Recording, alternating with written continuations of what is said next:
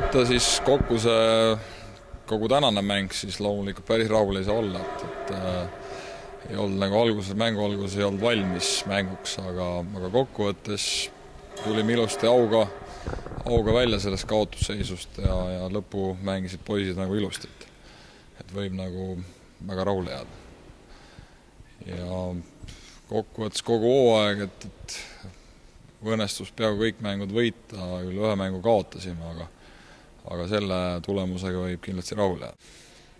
No ei tahaks nagu nimesi välja tuua, et kõik olid tublid, aga selge on see, et see 96 vanuseklass siin on päris häid kujusi, et tulevikus kindlasti võib siin Eesti koondisele olla nagu järelkasv. Marko Meimer on üks selline huvitav kuju, kolmandat põlve korvpallur, et tema kindlasti on üks selline mängija. Christopher Kurvits samuti juba pikalt korvpalliga tegelenud ja pikalt poisid, et on lootust.